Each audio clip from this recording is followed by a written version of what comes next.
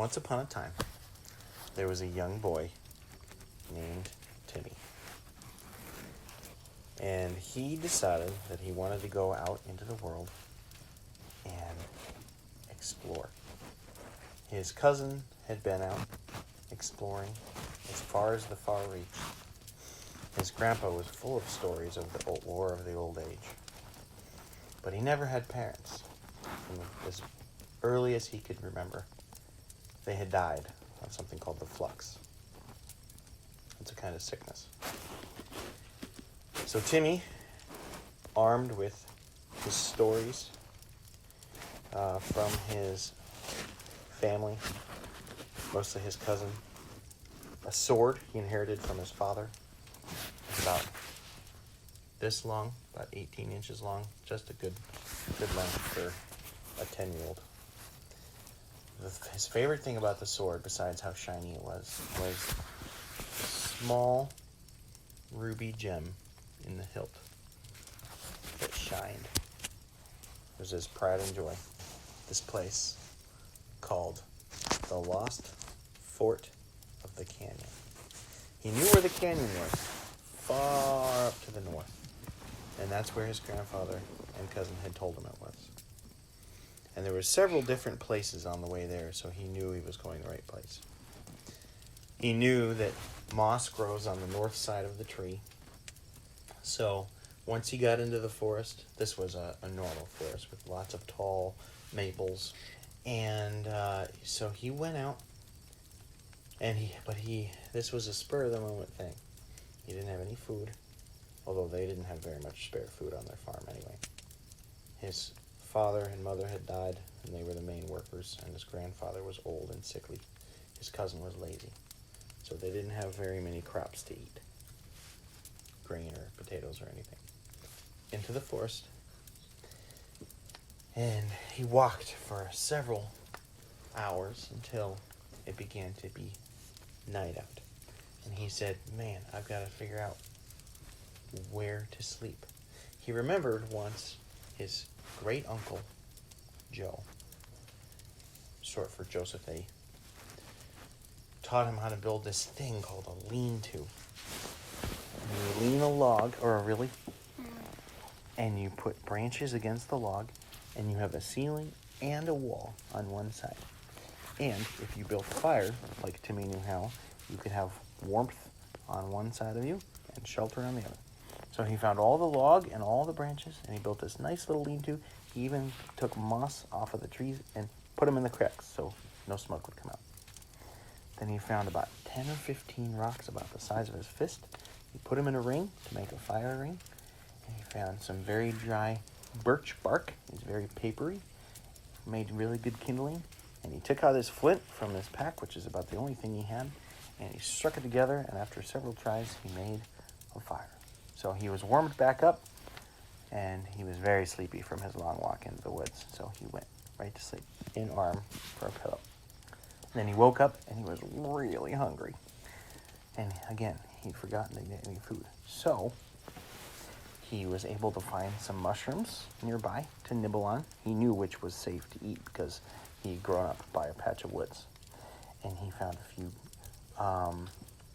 crickets that a lot of people eat when they're desperate.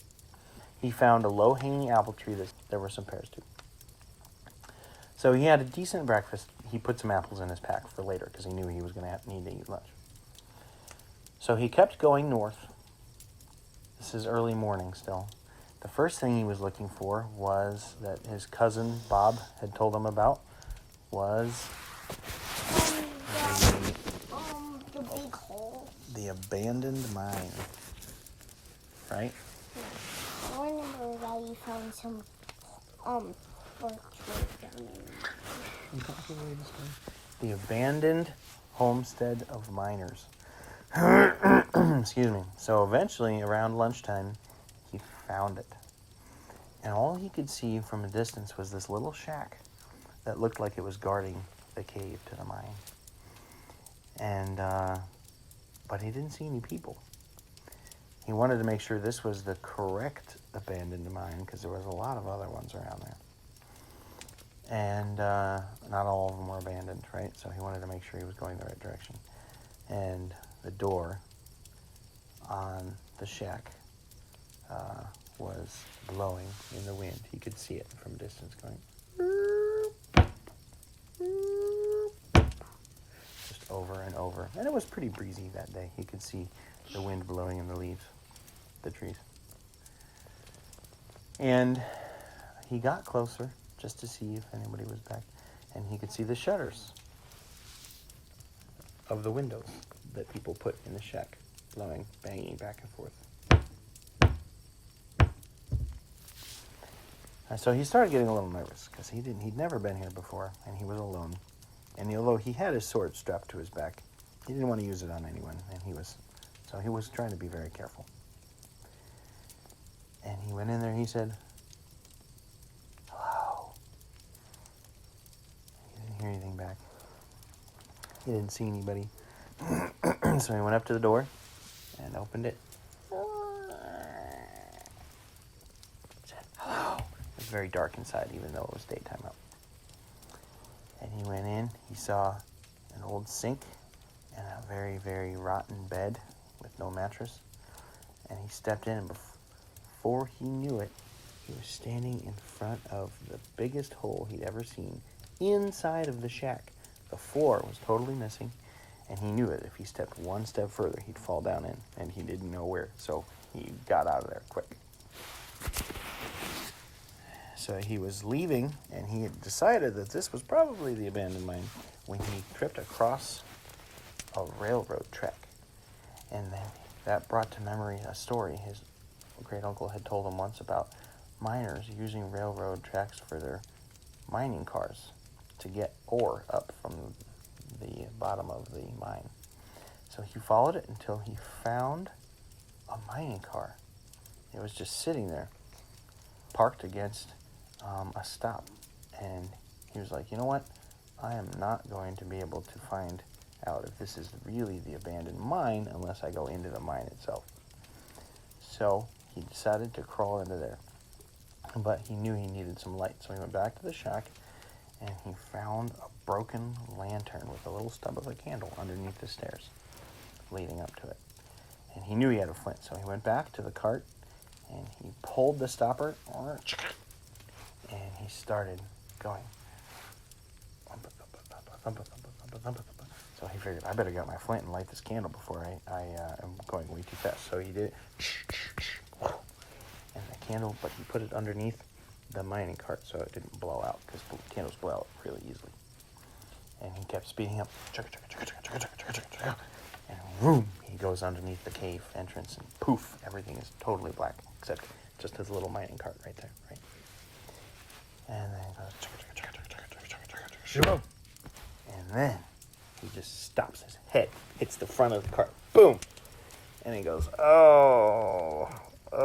And the lantern spilled over and the glass broke. But thankfully the candle did not go out.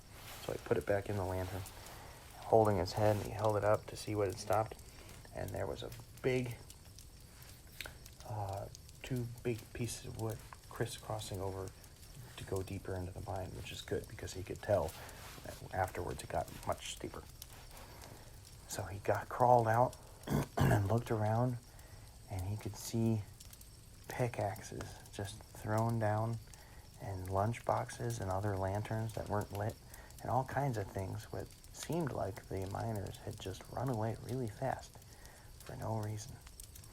And he decided, yep, this is the abandoned mine. And he wasn't there to mine or look for gold or anything. So he got back on the track, and so he walked the long way back up the tracks and back out into the light. It wasn't sunshine because it was cloudy that day, but back into the light.